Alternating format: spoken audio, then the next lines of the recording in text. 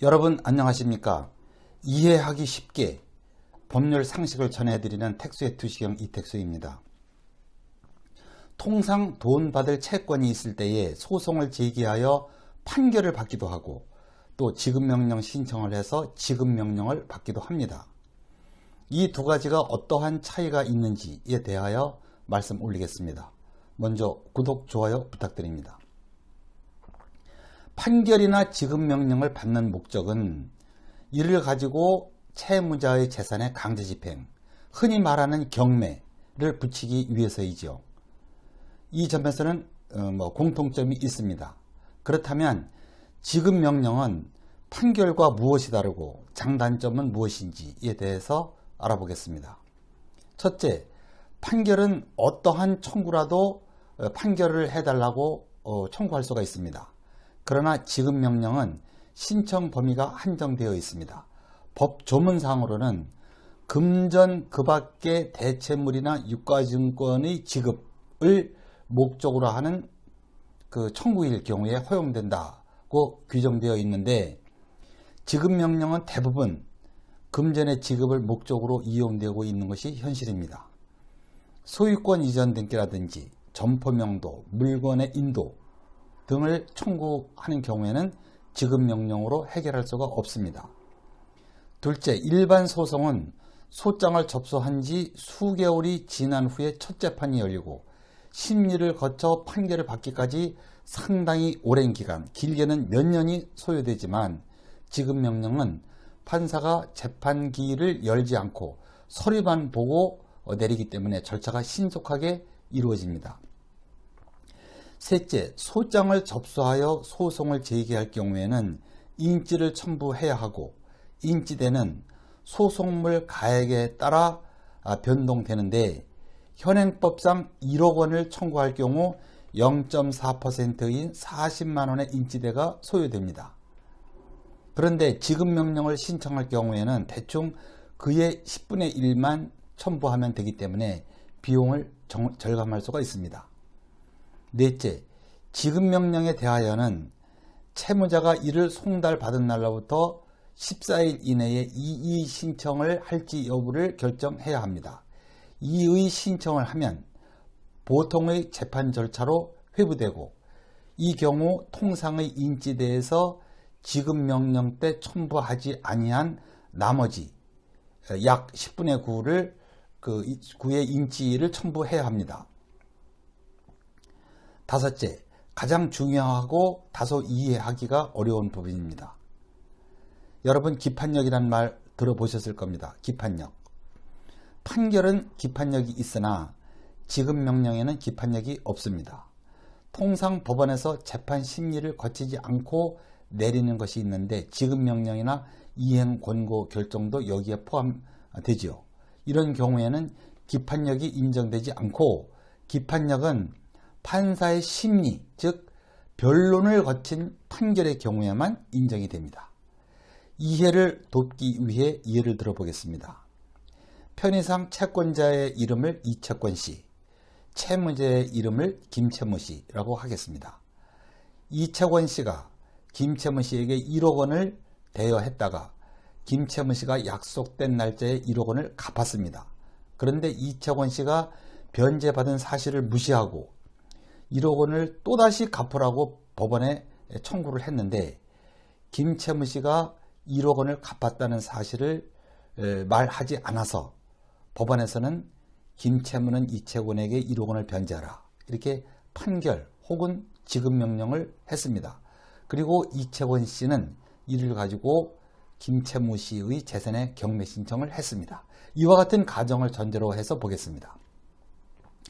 이 경우에 김채무 씨로서는 1억 원을 꾸었다가 변제를 했는데도 불구하고 또다시 1억 원을 지불하라고 하니까 이건 말이 안 되는 얘기죠. 먼저 청구 이의소에 대하여 설명드리겠습니다. 판결에서 지급을 명한 금액을 판결 후에 변제를 했는데, 그럼에도 불구하고 채권자가 강제집행을 신청했을 경우 채무자로서는 강제집행을 하지 말라, 받고 소송을 제기할 수 있는데 이를 청구 이의, 의소라고 합니다. 판결을 받은 경우에는 김채무 씨로서는 1억 원을 이미 변제하였지만 청구 이의소를 제기해도 법원이 이를 받아주지 않습니다.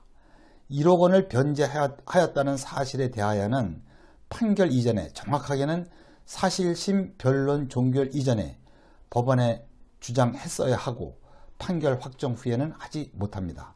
왜? 판결에는 기판력이 있기 때문에.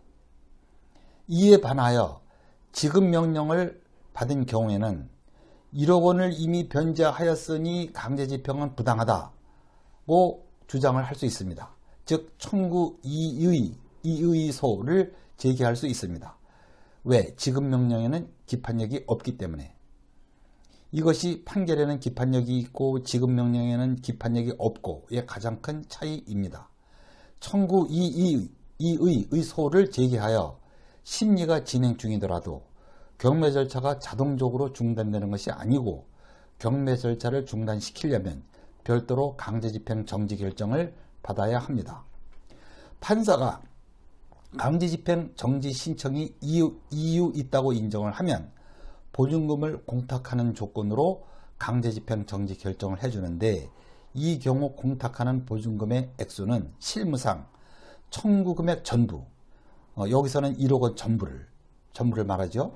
이거를 공탁하라고 하고 있습니다. 판사가 강제집행 정지 결정을 하면 청구 이의소에 대한 판결이 확정될 때까지 강제집행 절차가 중지됩니다. 그리고 청구 이의소에서 승소하여 확정 판결을 받으면 강제집행 절차는 영원히 없어집니다. 이러한 복잡한 일이 생길 수 있기 때문에 지급명령 신청이 부당하다고 생각될 때는 잊지 마시고 14일 이내에 이의 신청을 꼭 하시기 바랍니다. 여섯째, 소액 사건에서 3천만 원 미만의 청구 사건에서 판사가 첫 재판을 열기 이전에 이행 권고 결정을 하는 경우가 있습니다.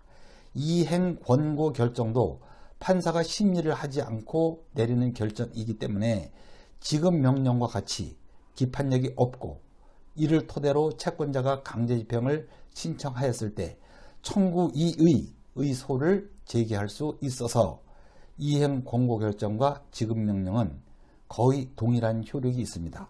다만 지급 명령은 신청서 접수 시 인지를 한 10분의 1 정도만 첨부하는데 소액 사건은 소장 접수 시 인지를 전액 첨부해야 하는 차이가 있습니다. 이행 권고 결정과 혼동할 수 있는 게 있습니다. 판사가 재판 도중 화해 권고 결정이라는 것을 하는 경우가 있는데 이 화해 권고 결정은 2주 이내에 이의를 하지 아니하면 재판상 화해와 동일한 효력이 있습니다. 즉 확정 판결과 같은 효과가 있습니다. 이 화해 권고 결정은 이해 권고 결정과는 완전히 다릅니다. 정리합니다. 지급 명령과 판결은 위와 같은 차이점이 있고 각기 장단점이 있기 때문에 어느 방법을 택할지는 신중히 판단하셔야 합니다. 통상 채권 채무 관계가 단순하면 지급 명령을 택하시는 것이 좋고 그렇지 않은 경우에는 판결을 받는 쪽을 택하시는 게 좋을 듯 합니다. 사건이 단순한지 여부가 불분명한 경우 저는 의뢰인에게 기왕이면 판결을 받으라고 권해드리고 있습니다. 구독, 좋아요 부탁드리고요. 다음 더 유익한 주제로 뵙겠습니다. 시청해 주셔서 감사합니다.